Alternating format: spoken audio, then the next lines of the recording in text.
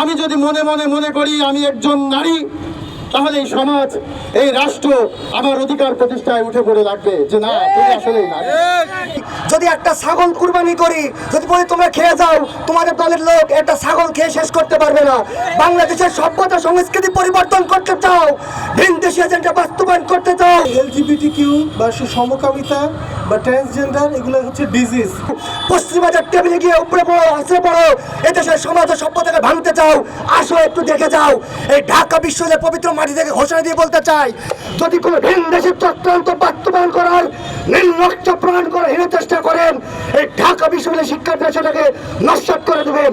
Asif Mahmud sir মাইনরিটির শিক্ষক নন, Sarwar sir প্রাইভেটের শিক্ষক নন, তিনি এই বাংলাদেশের শিক্ষকদের প্রতিনিধিত্ব করেন, বাংলাদেশের মুসলিম জনতার প্রতিনিধিত্ব করেন।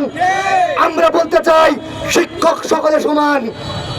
আমার শিক্ষক ঢাকা বিশ্ববিদ্যালয়ে তার গায়ে আঁচড় লাগলে আমি ঢাকা বিশ্ববিদ্যালয়ের শিক্ষার্থী হয়ে যেরকম আন্দোলন সংগ্রাম গণঅভ্যুত্থান করে তুলব, অনুরূপভাবে কোনো প্রাইভেট বিশ্ববিদ্যালয়ের শিক্ষকের দিকে কেউ তার নীল চক্ষু উপস্থাপন করলে ওই নীল চক্ষু উপড়ে ফেলে রাজপথে ফেলে রাখবো বলে দিলাম। আসিফ মাহমুদ স্যার আমাদের শিক্ষক, বাংলার ছাত্র জনতার শিক্ষক, এদেশের মুসলিম ছাত্র সমাজের দাবি রাখা শিক্ষক, তাদের দিকে চোখ তুলে তাকাতে পারবেন না।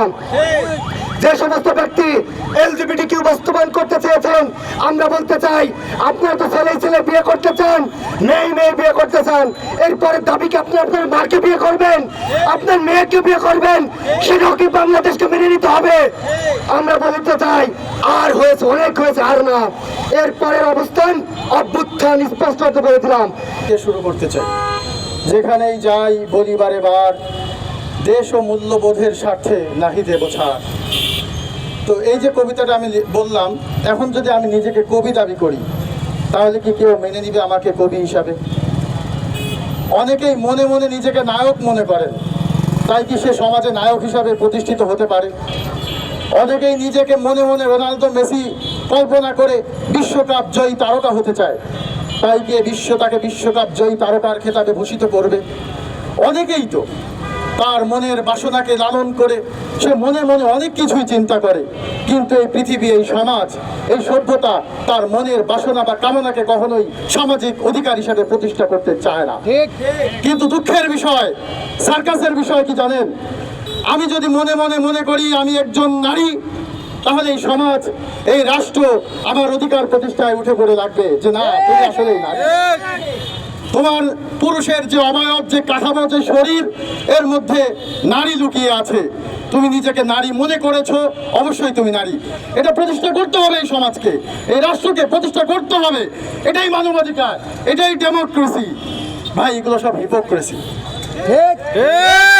আমরা বলতে চাই যে এই দুজন শিক্ষক এদেশের সমাজকে, এদেশের রাষ্ট্রকে, এদেশের মানুষকে মূল্যবোধের প্রশ্নে আপোষহীন থেকে বিদেশি আগ্রাসনের বিরুদ্ধে লড়াই করে ঈমান বাঁচিয়ে মৃত্যুর দিকে এটি সভ্য সমাজের জন্য সবাইকে ঐক্যবদ্ধ করছে, তাদের বিরুদ্ধে একটি পক্ষ উঠে পড়ে লেগেছে। আমরা দেখতে পাচ্ছি এই পক্ষটি কারা?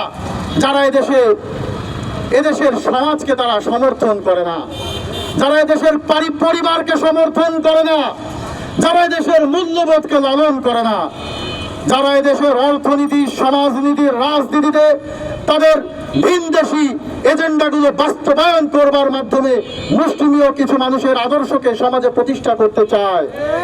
আমরা তাদের বিরুদ্ধে স্পষ্ট বলে দিচ্ছি, যদি আমাদের এদেশের মূল্যবোধ বিরোধী কোনো এজেন্ডা বাস্তবায়ন করবার খায়েশ থাকে, সাবধান হয়ে যাও, পালাবার পথ খুঁজে পাবে না।